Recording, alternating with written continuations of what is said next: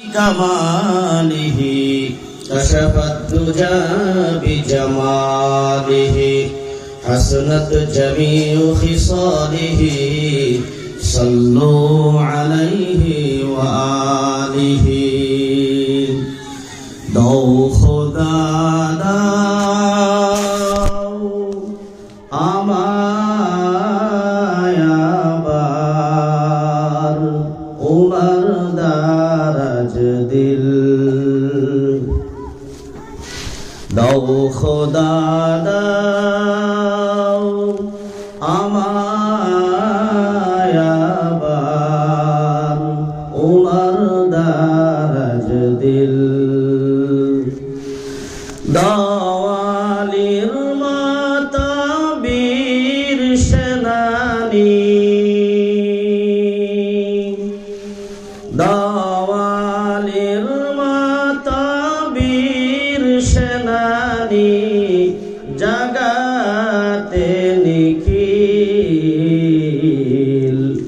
দাও খোদা দাও আমায় আবার উমর দারাজ দিল নারে তাকবীর হামজাকে দাও ঘরে ঘরে জীবন দিতে ওয়াকাতরে আবার কাবা ভাঙতে লিল্লাহি তাকবীর আওয়াজ দিয়াস আবার কাবা ভাঙতে পাঠাওয়া বাবিল দাও খোদা দাও আমায় আবার উমর দারাজ দিল সচ্চা ঈমান দিয়ে পাঠাও শত সাহাবা তাদের দেখে বিশ্ব আবার বলো কুমার হাবা আবার পাঠাও আবু বকর ফিতনা ফাসাদ আশক সুমার অনরাটাল পাহাড় সমূহ অনরাটাল পাহাড় সমূহ দাও সেই মনের মিল দাও খোদা দাও আমায় আবার উমর দারাজ দিল মোহাব্বত নিয়ে একটু জিকির করি কষ্ট হইব গো আল্লাহ জিকির করলে ভালো লাগবে না গো সুকুনুল কলবি ফি যিকরিল্লাহি তাআলা বলেন যে দিলের একমাত্রই শান্তি হলো আল্লাহকে ডাকা আল্লাহকে স্মরণ করা যারা শেখ যারা আল্লাহ আল্লাহ জিকির করে তারা দুনিয়ার কিছুই শান্তি না আসলেও কিন্তু জিকিরে অনেক শান্তি আসে আমরা মোহাব্বত নিয়ে একটু মুখতাসার সময় জিকির করব লা ইলাহা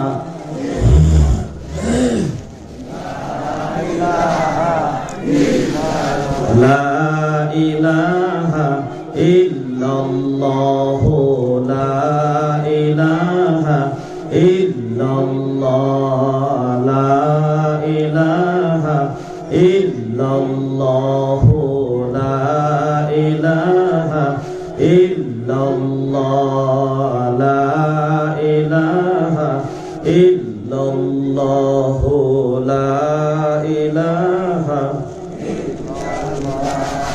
লা ইলাহা ইল্লাল্লাহু লা ইলাহা ইল্লাল্লাহু লা ইলাহা ইল্লাল্লাহ লা ইলাহা ইল্লাল্লাহ লা ইলাহা ইল্লাল্লাহু মুহাম্মাদ মুহাম্মাদুর রাসূলুল্লাহ। আলহামদুলিল্লাহ, আজকের এই মহা সম্মিলনের শ্রদ্ধাভাজন সভাপতি সাহেব, মঞ্চে বসা বিশেষ গণ্যমান্য ওলামাই কেরাম, মুরব্বি নিজাম, যুবক ভাই বন্ধু সকল, পর্দার আড়ালে থাকার শ্রদ্ধেয় মা এবং বোনেরা, আমার আগে যিনি মুফতি এনে কেরাম, ওলামাই কেরাম আলোচনা রাখছেন, খাস করে বিশিষ্ট অতিথি হযরত মাওলানা মুফতি রশিদুল হক বুলবুলি সাহেব, দোয়া করি আল্লাহ পাক সকলের বক্তব্যের মধ্যে আল্লাহ তাআলা ইলমের বুঝ, ইলমের জ্ঞান দান করুক, আমরা বলি আমিন। আজকের এই মাহফিলকে আমাদের জন্যে এবং যিনারা দুনিয়া থেকে বিদায় হয়ে গেছেন তাদের জন্য আল্লাহ তাআলা এই সভাকে সকলের জন্য নাজাতের জরিয়া বানায় দেব, আমরা বলি আমিন। বন্ধুগণ, যদিও মানুষ কম, তারপরেও এটা বহুত বড় মাহফিল। কারণ আল্লাহর নবী সাল্লাল্লাহু আলাইহি ওয়াসাল্লাম হযরতে সাহাবায়ে কেরামকে নিয়ে এইভাবে আলোচনা করতেন। আল্লাহর নবী সাল্লাল্লাহু আলাইহি ওয়াসাল্লাম কথা বলতেন, সাহাবায়ে কেরাম সম্মুখে বসে শুনতেন। আল্লাহর নবী বলেন, কিয়ামত পর্যন্ত এইভাবে যিনারা উলামায়ে কেরামরা আলোচনা রাখবে এবং যিনারা শুনবে, আল্লাহ তাআলা তাদেরকে এই মাহফিলকে স্মরণ করে কিয়ামত পর্যন্ত যত মাহফিল হবে সবাই বসার সাথে সাথে আল্লাহ পাক তাদের সমস্ত গুনাহগুলো মাফ করে দেয়। সুবহানাল্লাহ। এখানে বসার সাথে সাথেই গুনাহ মাফ হয়ে গেল। আর এটা যদিও একটা ফিল্ড ছিল বা কোনো এক সাধারণ জায়গা, কিন্তু এই প্যান্ডেল হওয়ার পরে এই জায়গা আর সাধারণ জায়গা নয়। কারণ আল্লাহ রাব্বুল আলামিন বলেন যে দুনিয়ার মাধ্যমে যত জায়গার মধ্যে কোরআন এবং হাদিসের আলোচনা হবে, ওই জায়গাগুলো জান্নাতের একটা হিস্সা, জান্নাতের একটা অংশ। তে আমরা এখন সরাসরি কোন জায়গার মধ্যে বসা গো? জান্নাতের মধ্যে বসা। এখন যদি আমাদের এই জায়গার মধ্যে মৃত্যু হয়ে যায়, তাহলে আল্লাহর নবী বলেন ওর সরাসরি জান্নাতের মধ্যে। সুবহানাল্লাহ। কারণ আমরা জান্নাতের মধ্যেই তো বসা। যে ব্যক্তির মরণ জান্নাতের মধ্যে হবে, তার আর কোনো জাহান্নামে যাওয়া লাগবে গো? তারপরেও আল্লাহর নবী বলেন, কোরআন এমন একটি দামি সম্পদ, এই কোরআনের কথাগুলো যারা শুনবার জন্য অল্প সময়, 1 ঘন্টা সময় দেয়, আধা ঘন্টা সময় দেয়, আল্লাহ তাআলা তার আমল নামায় 500 রাকাত নফল নামাজ পড়ার সওয়াব দেয়। সুবহানাল্লাহ। আমরা তো ফরজ নামাজই পড়ি না, নফল তো অনেক দূরের কথা। কিন্তু বসার সাথে সাথেই 500 রাকাত নফল নামাজ যেটা কবুল হয়ে গেছে, দলিল হয়ে গেছে, এটা কবুল হয়ে গেছে, এমন 500 রাকাত নফল নামাজের সওয়াব। সুবহানাল্লাহ। আর নফল ইবাদত বন্দেগী যত বেশি করা যায়, যে ব্যক্তি করে, ওই ব্যক্তি আল্লাহর নিকটবর্তী তত দ্রুত গতিতে হয়ে যায়। আমরা এখন যারা এখানে বসা, সরাসরি আল্লাহ তাআলার রহমতের ছায়ার নিচে বসা। সুবহানাল্লাহ। তারপরেও এটা মসজিদের আয়োজন সভা, ঠিক না গো? মুফতি সাহেব হাদিস পড়েছেন, আমি বিস্তারিত সংক্ষেপে বলবার চেষ্টা করব। قال النبي صلى الله عليه وآله وسلم من بنى لله مسجدا بنى الله له بيتا في الجنة। মান বানা লিল্লাহি মাসজিদান, উলামায়ে কেরাম শব্দের দিকে লক্ষ্য করেন। এখানে মাসজিদান শব্দ বলেছেন, একটা মসজিদের কথা বলে নাই। মান বানা লিল্লাহি মাসজিদান, কিয়ামত পর্যন্ত দুনিয়ার জমিনের মাধ্যমে যতগুলা মসজিদ মানুষের নির্মাণ করবে বন্ধুগণ, মাসজিদান বানাল্লাহু লাহু বাইতান ফিল জান্নাহ, আল্লাহ তাআলা তার জন্য জান্নাতের মাধ্যমে একটা ঘর বানায় দেয়। সুবহানাল্লাহ।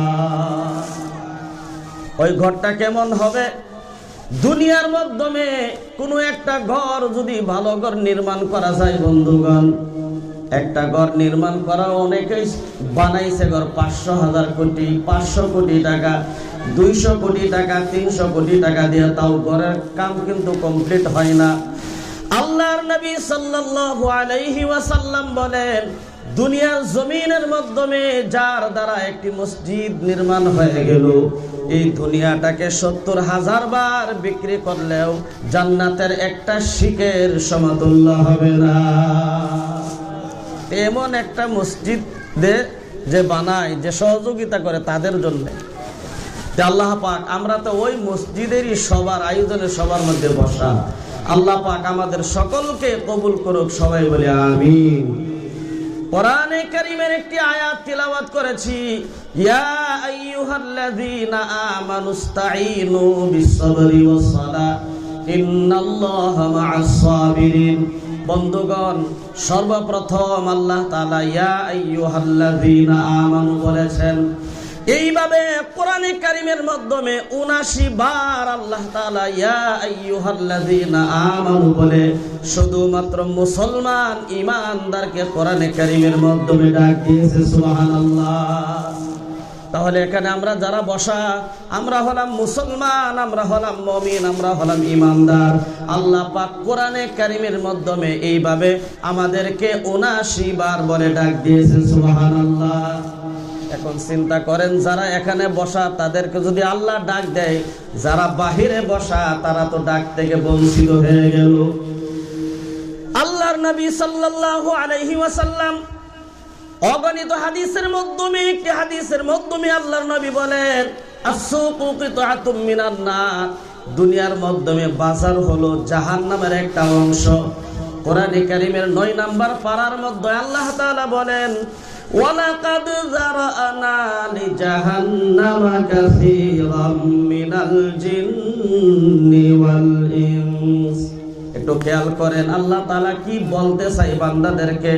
ওয়ালাকাদ যারানা লিজাহান্নামা কাসীরা। আল্লাহ তাআলা সমস্ত মানব মণ্ডলীকে একত্রিত করে সবাইকে এক ডাকে বলতেছে, ওয়ালাকাদ যারানা লিজাহান্নামা কাসীরা। মানব মণ্ডলীর মাধ্যমে সবচেয়ে বেশি মানুষ হইল জাহান্নামী। সবচেয়ে বেশি মানুষ কি? জাহান্নামী। লক্ষ্য করেন, এই যে একটা সভা, এগুলো প্রত্যেক দিনই সভা হয় না বছরে একবার হয়? বছরে একবার। তাহলে এই সবার প্যান্ডেলের ভিতরে মানুষ বেশি না বাজারও বেশি? বাজারকে আল্লাহ নবী সাল্লাল্লাহু আলাইহি ওয়াসাল্লাম জাহান্নাম বলেছেন। তাহলে হাদিসের দ্বারা স্পষ্ট বোঝা যায়, দুনিয়ার মাধ্যমে আমরা বাস্তব দেখতেছি যে জাহান্নামের মাধ্যমে মানুষ বেশি ঘোরাফেরা করতেছে। আজকে এই এলাকা থেকে একটা মানুষ যদি এসে বস্তু প্যান্ডেলে জায়গাই হতো না, মানুষ রাস্তাঘাটে বাজার মার্কেটে ঘোরাফেরা করতেছে। আল্লাহ পাক সকলকে মেধা দিয়েছে, বোঝার জন্য তৌফিক দান করুক। বন্ধুগণ, যারা যেখানে আছেন একটু সময়ের কারণে সবার প্যান্ডেলে আসেন, 2-4 কথা আলোচনা রাখবো। বহু দূর থেকে আসছি, সুন্দর সুন্দর কথা নিয়ে। আল্লাহ পাক ভালো ভালো কথাগুলো সকলের সম্মুখে বলবার জন্য তৌফিক দান করুন এবং সকলকে, আমাকে, সবাইকে হেদায়েতের চোখ দিয়া সবাইকে শোনার জন্য, দেখার জন্য, কানের দিয়ে শোনার জন্য তৌফিক দান করুক। আমরা বলি আমিন। বন্ধুগণ, বলতেছিলাম ইয়া আইয়ুহাল্লাযীনা আমানু, ঈমানদার কাকে বলে একটু খেয়াল করেন। আল্লাহ তাআলা কোরআনে কারীমের মাধ্যমে ঈমানওয়ালা কাকে বলেছেন। আমরা সবাই তো নাম রাখি আমরা মুসলমান। আমাদের আধার কার্ডের মাধ্যমে নাম লেখা মুসলমান, আমাদের ভোটার আইডির মাধ্যমে নাম লেখা মুসলমান, আমাদের যাবতীয় ডকুমেন্টসের মাধ্যমে, যার তার ডকুমেন্টসের মাধ্যমে মুসলমান নাম লেখা। আব্দুল্লাহ, আব্দুর রহিম, আব্দুল জব্বার, আব্দুল মতিন, এইভাবে সকলের নাম মুসলমান হিসাবে শুধুমাত্র আধার কার্ডের মাধ্যমে, ভোটার আইডি কার্ডের মাধ্যমে, বন্ধুগণ ডকুমেন্টসের মাধ্যমে শুধুমাত্র মুসলমান হিসাবে লেখা। আল্লাহর নবী বলেন, মুসলমান নামে আছে, কাজে কর্মে মুসলমান বর্তমানের মধ্যে নাই। আল্লাহর নবী বলেন, লা ইয়াবকা মিনাল ইসলাম ইল্লা ইসমুহু। দুনিয়ার মাধ্যমে শুধুমাত্র ইসলাম আছে লিপিবদ্ধ লেখা, বন্ধুগণ কাজে কর্মে কিছুই নাই। লা ইয়াবকা মিনাল ইসলামি ইল্লা ইসমুহু ওয়া লা ইয়াবকা মিনাল কুরআনি ইল্লা রাসূলুহু। বন্ধুগণ, আল্লাহর নবী দুনিয়ার মাধ্যমে যা কিছু বলে গেছেন সব কিছু সত্য না মিথ্যা? সত্য না গো? আমরা যেমন আখিরি নবীর উম্মত সত্য, বিশ্ব নবী সাল্লাল্লাহু আলাইহি ওয়াসাল্লাম এই দুনিয়ার মাধ্যমে আল্লাহ তাআলা শেষ নবী বানায়া দুনিয়ার মাধ্যমে পাঠাইছেন যেমন সত্য, জমিন দেখতেছি যেমন সত্য, আকাশ যেমন সত্য, বন্ধুগণ আমরা মা নিজে চোখ দিয়ে দেখছি যেমন সত্য, আমাদের পিতা দেখছি যেমন সত্য, আমাদের সন্তানগুলো যেই হিসাবে ওই দুইটা চোখ দিয়ে দেখতে পাচ্ছি সত্য, বন্ধুগণ এই হিসাবে আল্লাহর নবী যতগুলো কথা এই জমিনের মাধ্যমে উম্মতের কারণে বলে গেছেন সমস্ত কথাগুলো সত্য। জোরে কথা ঠিক কিনা? আল্লাহর নবী বলেন, হে আমার উম্মতেরা, আমি হলাম শ্রেষ্ঠ নবী, শ্রেষ্ঠ নবীর উম্মত বানায়া তোমাদেরকে দুনিয়ার মাধ্যমে পাঠানো হয়েছে। কুনতুম খায়রা উম্মাতিন উখরিজাত লিন-নাস তা'মুরুনা বিল মা'রুফি ওয়া তানহাউনা আনিল মুনকার। আল্লাহ রাব্বুল আলামিন বলেন, তোমাদের মাধ্যমে সর্বশ্রেষ্ঠ ব্যক্তি, ভালো মানুষ হলো ওই ব্যক্তি যে মানুষটা ভালো কাজ করার জন্য আহ্বান করে, খারাপ কাজ করা থেকে মানুষকে বিরত রাখে। বলুন সুবহানাল্লাহ। সমাজের মাধ্যমে, সোসাইটির মাধ্যমে বর্তমান নেশা বহুত বেশি হয়ে গেছে। আমাদের ওইখানে তো অনেক বেশি মানুষের ড্রাগস খায়, শরাব পান করে, বাং খায়, নানান রকমের নেশাযুক্ত মানুষের নেশার মাধ্যমে লিপিবদ্ধ আছে। বন্ধুগণ, আল্লাহর নবী সাল্লাল্লাহু আলাইহি ওয়াসাল্লাম বলেন, আল্লাহ তাআলা তোমাকে মুসলমান বানাইছে। কুনতুম খায়রা উম্মাতিন উখরিজাত লিন-নাস। বন্ধুগণ, তোমরাই হলো সর্বশ্রেষ্ঠ। এবার চিন্তা করুন, আল্লাহ যদি বলেছেন সর্বশ্রেষ্ঠ, এই যে একটা হাত দিয়েছেন সর্বশ্রেষ্ঠ হাত, যার একটা হাত ভাঙ্গে গেছে বন্ধুগণ তাকে জিজ্ঞাসা করেন, যার একটা হাত নাই সে বুঝবে হাতের কত দাম। যার দুইটা চোখ নাই, অন্ধ মানুষ বন্ধুগণ, দুইটা চোখ দিয়া দুনিয়ার কিচ্ছু দেখতে পারে না, ওই ব্যক্তিকে জিজ্ঞাসা করলে সে বুঝবে দুইটা চোখের কত দাম। যে জুবান দিয়া বলতে পারে না বন্ধুগণ, তাকে জিজ্ঞাসা করলে বোঝা যায় জুবানের কতটুকু দাম। আল্লাহ বলেন, তোমাকে এই জিহ্বাটা দিয়েছি সর্বশ্রেষ্ঠ জিহ্বা, হাতটা দিয়েছি সর্বশ্রেষ্ঠ হাত। যে হাতটা সর্বশ্রেষ্ঠ হাত, ওই হাত দিয়ে একজন মুসলমান মানুষ মদের বোতল কোনোদিন মুখে দিতে পারে না। আল্লাহ রাব্বুল আলামিন অসংখ্য ঘটনা দুনিয়ার মাধ্যমে ঘটাইছে, আমরা শুনেছি কিতাবের মাধ্যমে, উলামায়ে কেরাম বলেছেন কিতাবের মাধ্যমে, আমরা নিজে পড়াশোনা করেছি। বন্ধুগণ, হযরতে আইয়ুব আলাইহিস সালামের এই ঘটনা কে শুনেছে না? এত ভয়ঙ্কর, এত আতঙ্কময় ঘটনা বন্ধুগণ। আল্লাহ রাব্বুল আলামিনের এক পয়গম্বর হযরতে আইয়ুব আলাইহিস সালামকে আল্লাহ পাক দুনিয়ার মাধ্যমে নবী বানায়া পাঠাইছে। আল্লাহ তাআলা তাকে পরীক্ষা করেছেন, ওয়ালা নাবলুওয়ান্নাকুম বিশাইইম মিনাল খাউফি ওয়াল জু'i ওয়া নাকসিম মিনাল আমওয়ালি ওয়াল আনফুসি ওয়াস সামারাত ওয়া বাশশিরিস সাবিরিন। বন্ধুগণ, আল্লাহ তাআলা হযরতে আইয়ুব আলাইহিস সালামকে পরীক্ষা করেছেন। কেমনে পরীক্ষা করেছেন? আমাদের যদি সাধারণ মাথার মাধ্যমে ব্যথা লাগে, সাধারণভাবে যদি আমাদের শরীরের মাধ্যমে জ্বর হয়ে যায়, তাহলে আমরা বাড়ির মাধ্যমে বসে থাকি, শুয়ে থাকি। যদি আব্বাই বলে, সন্তান হে কেন জোহরের নামাজের জন্য যাও নাই? বলে, আব্বা গো, আমার শরীরের মাধ্যমে অনেক অসুস্থ, জ্বর হয়ে গেছে, তাই আমার মনটা ভালো না, মসজিদে যাইতে পারি না, নামাজ পড়তে পারি না। যদি বলে, তুমি কেন ফজরের নামাজটা পড়লা না? বলে, মাথা ব্যথা, মাথা ব্যথা, সারা রাত ঘুম হয় না, আব্বা গো, তাই আমি ফজরের নামাজ পড়তে পারি না। নানান রকমের অজুহাত দিয়া মানুষ আল্লাহ তাআলার ইবাদতের থেকে গাফিলতি ভরদাও করে। বন্ধুগণ, হযরত আইয়ুব আলাইহিস সালাম, আমরা যদি আল্লাহ তাআলা কিয়ামতের দিন আমাদেরকে যখন সর্বপ্রথম জিজ্ঞাসা করবে, বান্দা তুই নামাজ পড়ছিলি কি? যদি আমরা বলি আল্লাহ আমাদের অসুখ ছিল, তাহলে সাথে সাথে আল্লাহ তাআলা হযরত আইয়ুব আলাইহিস সালামকে সম্মুখে দাঁড় করায়া দিবে। আল্লাহ তাআলা কেমন বেমার দিয়েছিলেন? কেমন ভয়ঙ্কর বেমার ছিল বন্ধুগণ, এই কথা বলতে গেলে মানে বলাই যায় না যে এত বেমার থাকার পরেও হযরত আইয়ুব আলাইহিস সালাম এক সেকেন্ডের জন্য আল্লাহ তাআলারে বলে যায় নাই সুবহানাল্লাহ। কেমন ভয়ঙ্কর বেমার দিয়েছিলেন।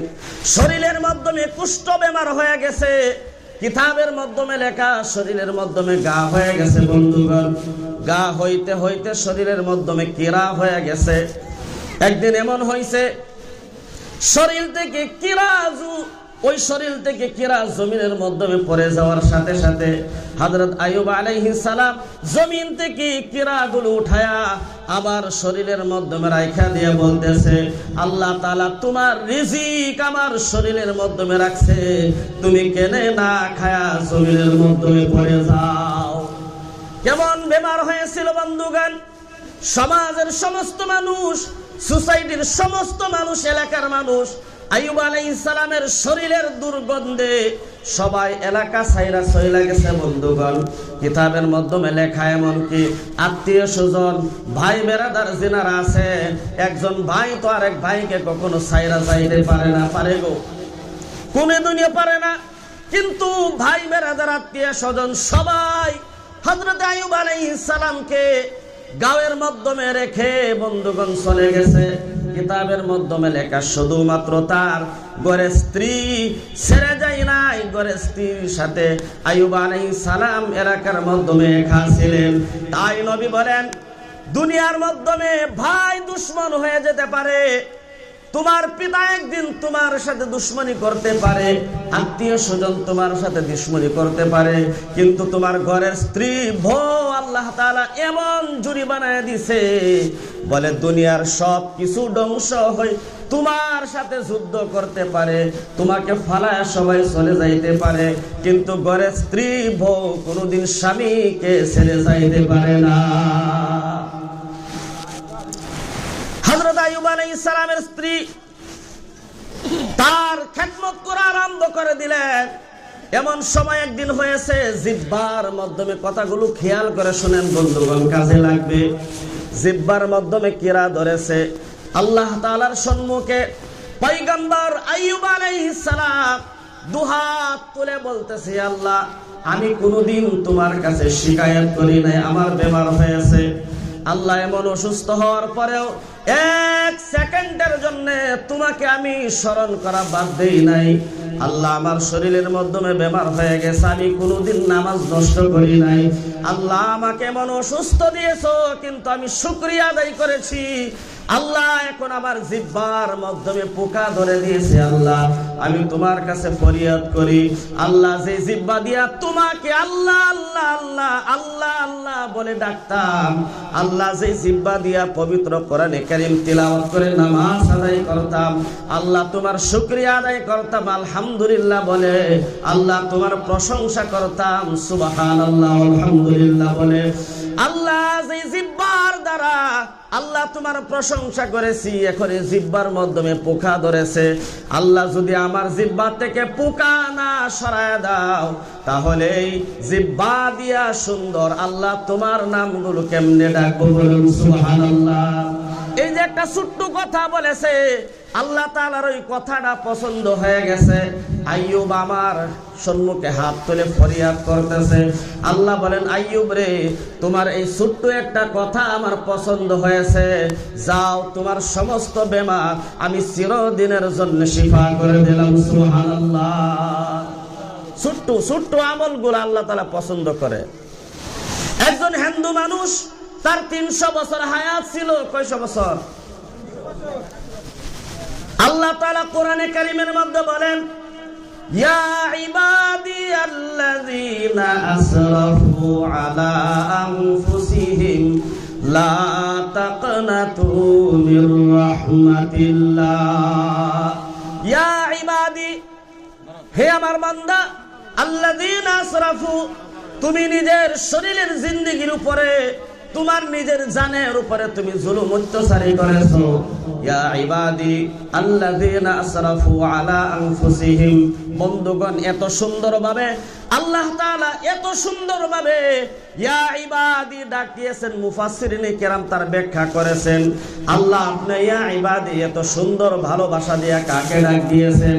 আল্লাহ নিশ্চয় একজন বড় আল্লাহওয়ালাকে ডাক দিয়েছেন। আল্লাহ বলেন না না, কথাগুলো শুনেন, আল্লাহ পাক কেমনে আমাদেরকে ডাকে। এই যে আমি বলেছিলাম ইয়া আইয়ুহাল্লাযীনা আমানু বলে আল্লাহ পাক পবিত্র কালামুল্লাহর মাধ্যমে ৭৯ বার মুসলমানদেরকে, ঈমানদারকে ডাক দিয়েছেন। বন্ধুগণ, ইয়া ইবাদি আল্লাহওয়ালাকে ডাক দিয়েছেন। আল্লাহ বলেন না আমি আল্লাহওয়ালাকে ডাক দেই নাই, আমার প্রেমিককে ডাক দেই নাই। ইয়া ইবাদি আল্লাহ আপনি কাকে ডাক দিয়েছেন? একজন মুফতি সাহেবকে ডাক দিয়েছেন। আল্লাহ বলেন আমি একজন মুফতি সাহেবকে ডাক দেই নাই। আল্লাহ আপনি কাকে ডাক দিয়েছেন? নিশ্চয় একজন মুহাদ্দিসকে ডাক দিয়েছেন। আল্লাহ বলেন না না, একজন মুহাদ্দিসকেও আমি ডাক দেই নাই। আল্লাহ আপনি কাকে ডাক দিয়েছেন? ইয়া ইবাদি বলে আল্লাহ নিশ্চয় যে ব্যক্তি লক্ষ লক্ষ টাকা খরচ করে হজ করার জন্য গিয়েছে, হাজরে আসওয়াদ পাথরের মাধ্যমে চুমা দেওয়ার সাথে সাথে তার সমস্ত গুনাহ মাফ হয়ে যায়, নিশ্চয় আল্লাহ আপনি একজন হাজী সাহেবকে ডাক দিয়েছেন। আল্লাহ বলেন লা লা বান্দা না না, আমি তাওকে ডাক দেই নাই। আল্লাহ আপনি কাকে ডাক দিয়েছেন? অবশেষে আল্লাহ নিজেই জবাব দিল, আল্লাযীনা আসরাফু আলা আনফুসিহিম। আল্লাহ বলেন যে ব্যক্তি গুনাহ করতে করতে করতে করতে গুনার সাগরের মাধ্যমে হাবুড় খাইতেছে, আল্লাহ বলেন লা তাকনাতু মির রাহমাতিল্লাহ, বান্দা তুই আমার রহমত থেকে নিরাশ হয়ে যায় না। একবার শুধুমাত্র ডাক দিয়ে আল্লাহ আমার ভুল হয়েছে আল্লাহ ক্ষমা করে দে। আল্লাহ বলেন এক ডাক দেওয়ার সাথে সাথে আমি আল্লাহ তাআলা তাকে মাফ করে দেই। সুবহানাল্লাহ। শুরু হয়ে গেল। বন্ধুগণ, 300 বছর হায়াত ছিল। 300 বছর হায়াত থাকার পর শুধুমাত্র আল্লাহ তাআলাকে ডাক দেয় নাই। বন্ধুগণ, তার 300 বছর জিন্দেগীর মাধ্যমে ইয়া সানাম ইয়া সানাম ইয়া সানাম, ওলামায়ে কেরাম আছেন এখানে, তারা বুঝবে। ইয়া সানাম আরবিতে শব্দ হলো সানামুন, ভূতকে বলে, মাটির দ্বারা মূর্তি নিজে হাতে বানাইয়া। বন্ধুগণ, 300 বছর শুধুমাত্র মাটির দ্বারা মূর্তি বানাইয়া মূর্তিকে ডাক দিয়েছেন ইয়া সানাম ইয়া সানাম। এইভাবে 300 বছর যে ব্যক্তি শুধুমাত্র শিরিক করেছে, যে ব্যক্তি আল্লাহর নাফরমানি করেছেন, বলেন তো দেখি এই ব্যক্তির উপরে আল্লাহ তাআলা কতটুকু নারাজ হয়েছে? 300 বছর পর একবারও আল্লাহ কয়ে ডাক দেয় নাই। বন্ধুগণ, হঠাৎ করে ঘুমের ক্লান্তি শুরু হয়ে গেছে। বন্ধুগণ, একদিন হঠাৎ করে ক্লান্তিতে এই 300 বছর পর যার মৃত্যু সম্মুখে এসে গেছে। বন্ধুগণ, এমন সময়ের মাধ্যমে হঠাৎ করে ডাক দিয়েছেন ইয়া রহমান ইয়া রহমান ইয়া রহমান। এইভাবে একবার ডাক দিয়েছে 300 বছরের মাধ্যমে। আর 300 বছর গোটা জিন্দেগি শুধুমাত্র আল্লাহর নাফরমানি করেছে। আল্লাহকে যখন একবার ডাক দিয়েছে ইয়া রহমান ইয়া রহমান, আল্লাহ তাআলা বলেন ফেরেশতা সাক্ষী হয়ে যাও, আমি আল্লাহ তাআলা তার 300 বছরের গুনাহ এক ডাকে মাফ করে দিলাম। সুবহানাল্লাহ। আমরা কি হায়াত 300 বছর হইছে? আমরা কি এত ভুল করছি, এত নাফরমানি কি করছি? যদি 300 বছর গুনাহ করার পরে আল্লাহ তাআলা তাকে মাফ করে দেয়, আমাদেরকে কি আল্লাহ ক্ষমা করবে না? করবে না গো? বন্ধুগণ, যারা দুনিয়ার জমিন থেকে বিদায় হয়ে গেছে, মান বানা লিল্লাহি মাসজিদান বানাল্লাহু লাহু বাইতান ফিল জান্নাহ, আল্লাহর নবীর হাদিস, এটা সত্য, কোনো মিথ্যা নয়। বন্ধুগণ, এই হাদিসটা একজন বাদশা শুনেছিল। বাদশা মনে মনে ভাবছে, আমি এই জমিনের মাধ্যমে একটা মসজিদ নির্মাণ করব, যে নির্মাণের কাজের মাধ্যমে কারো কাছ থেকে 1 টাকাও আমি নিব না। এইভাবে একটা মসজিদ নির্মাণ করার সিদ্ধান্ত নিয়েছে। আমি সংক্ষেপে বলি বন্ধুগণ, মিস্ত্রি সাহেবকে ডাক দিয়েছে, কত টাকা লাগবে হিসাব করে সমস্ত টাকা তার সম্মুখে দিয়ে দিল। যত মাল মেটেল লাগবে তুমি টাকা দিয়ে কিনে আনবা। মসজিদের কাম কমপ্লিট হয়ে গেছে। মসজিদের কাম কমপ্লিট হওয়ার সর্বশেষে যে প্লাস্টারের কাম করে, বন্ধুগণ, প্লাস্টারের কাজ করে না নাই? প্লাস্টারের কাজ করার সময় সন্ধ্যার সময় 1 বালতি পানি কম হয়ে গেছে। 1 বালতি পানি দিয়া যে গোলা মাল মেটেল গুলো কইলা প্লাস্টার করে কাম কমপ্লিট করবে, জুগালি সাহেব চলে গেছেন, দায়িত্বশীল বাদশা চলে গেছেন। মিস্ত্রি এবার পানি কোথা থেকে তালাশ করে আনবে, বলতেছে আহারে এক বালতি পানি যদি থাকতো তাহলে আজকে সর্বশেষ কাম করে কমপ্লিট করে দিতাম। এই ডাকটা শব্দটা একজন বৃদ্ধ মানুষ বাড়ির মুরব্বী শুনেছে। বাড়ির মুরব্বী শুই না বলতেছে আহারে এত বড় মসজিদ বানাইছে, কোনোদিন সাহায্যের হাত বাড়াই নাই। সন্ধ্যার সময় বৃদ্ধ মানুষ হাঁটতে পারে না, বালতি হাতের মাধ্যমে নিয়া কলের মাধ্যমে গিয়ে আস্তে আস্তে এক বালতি পানি ভরে আস্তে আস্তে টুকটুক করে হাঁটতে হাঁটতে মিস্ত্রির সামনে হাজির হয়ে গেছে। বন্ধুগণ, মিস্ত্রির সম্মুখে যখন হাজির করলো, মিস্ত্রি এক বালতি পানির দ্বারা মাল মেটেল গুইলা কাম কমপ্লিট করে বাড়ির মাধ্যমে চলে গেছেন। এই যে বাদশা ওই হাদিস শোনার পর যে সিদ্ধান্ত নিয়েছিল, 1 টাকাও কার হাতের থেকে আমি নিব না, একটি মসজিদ জমিনের মাধ্যমে নির্মাণ করব, ওই মানুষটা স্বপ্নে দেখতেছে হাসরের মাঠ কায়েম হয়ে গেছে। হাসরের ময়দানে মানুষ হতাশা হতাশা, নাফসি নাফসি, আমাকে বাঁচাও আমাকে বাঁচাও আমাকে বাঁচাও, এই বলে মানুষ চিৎকার করে হাসরের ময়দানে ঘুরতেছে। ওই মানুষটাও নাফসি নাফসি করে ঘোরা আরম্ভ করে দিছে। বন্ধুগণ, ওই মানুষটা চোখ দিয়া তাকায় দেখে দূরাত্ম একটি ঘর, এত বড় বিল্ডিং ঘর দুনিয়ার মাধ্যমে তার নয়নে কোনোদিন দেখে নাই। বন্ধুগণ, আলিশান এক বাংলা দেখা যায়, আর হাসরের ময়দানে ওই বিল্ডিংটা ছাড়া আর কোনো একটা বিল্ডিং নাই, সুন্দরভাবে সাজানো। বন্ধুগণ, ওই লোকটা হাসরের ময়দানে নাফসি নাফসি করে করে কষ্টের পানির পিপাসায় ওই বিল্ডিং এর সম্মুখে হাজির হয়ে গেলেন। যায় দেখে 2 জন দারোয়ান ওই মসজিদের গেটের মাধ্যমে দাঁড়ানো। বন্ধুগণ, মানুষটা ঘরে ঢুকতে চায় কিন্তু ঢুকতে দেয় নাই। অবশেষে জিজ্ঞাসা করলো, ভাই এই যে সুন্দর বিল্ডিংটা, সুন্দর ইমারতটা হাসরের ময়দানে যে সুন্দর দেখা যায়, এই সুন্দর ইমারতটা আল্লাহ তাআলা কোন ব্যক্তির জন্য বানায়া রাখছে? আমাকে কেন ঢুকতে দেওয়া হয় নাই? ওই লোকটা বলতেছে, জমিনের মাধ্যমে একজন বাদশাহ সিদ্ধান্ত নিয়েছিলেন একটি মসজিদ নির্মাণ করার কারণে অন্য কারো কাছ থেকে 1 টাকাও নেবে না বলে ওয়াদা করেছে। কিন্তু একদিন শেষ সময়ের মাধ্যমে 1 বালতি পানি কম হয়ে গিয়েছিল। একজন বৃদ্ধ মানুষ হাঁটতে পারে না, কষ্ট করে 1 বালতি পানি নিয়ে টুকটুক করে হাজির হয়ে গেছে। এই যে 1 বালতি পানির সহযোগিতা করার কারণে আল্লাহ তাআলা হাসরের ময়দানে সুন্দর একটা ইমারত ওই বৃদ্ধ মানুষটার কারণে বানায় রাখছে। সুবহানাল্লাহ। এখন তো সজাগ হয়ে ভাবছে যে কে দিল পানিটা, তালাশ করতেছে মিস্ত্রি সাহেব। আমি আগেই বলছিলাম 1 টাকাও কার হাতে নেওয়া যাবে না। আপনি নিলেন, এই মানুষটাকে আমার তালাশ করে দেন, চিনাক্ত করায় দেন। মিস্ত্রি ডাকতেছেন, বাদশা সাহেব সন্ধ্যা হয়ে গিয়েছিল, মানুষের আকৃতিটা আমি ধরতে পারি নাই, তবে হ্যাঁ ওই যে রাস্তা দিয়া আস্তে আস্তে হাঁটতে হাঁটতে একজন মুরব্বী মানুষ, বৃদ্ধা মানুষ 1 বালতি পানি নিয়ে সন্ধ্যার সময় সম্মুখে হাজির হয়ে গিয়েছিল। বাদশাহ দ্রুত গতিত ওই মানুষটার কাছে গিয়ে হাজির হয়ে গেছে। বলতেছে, মা বুড়িমা শুনো, তুমি ওই মসজিদ বানানোর সময় 1 বালতি পানি দিয়া তুমি সাহায্য করেছিলা? বলে হ্যাঁ। বলে বলো দেখি 1 বালতির পানির দাম কত লাগবে? বলে কিসের দাম আমি সাহায্য করেছি? বলে 1 বালতির পানির বিনিময়ে আমি তোমাকে 1 লাখ টাকা দিয়ে দিলাম। বলে না না, 1 লাখ টাকা দিলে হবে না। বলে 2 লাখ টাকা তোমাকে দিয়ে দিলাম। এইভাবে যাইতে যাইতে কোটির মাধ্যমে গেলেন। বলেন 1 কোটি টাকা তুমি 1 বালতির পানির দাম নিয়ে নাও। মুরব্বী অবশেষে বলতেছে, বাদশা সাহেব আপনি মনে করছেন আপনি একাই চালাক, আমি বুঝি বেকল।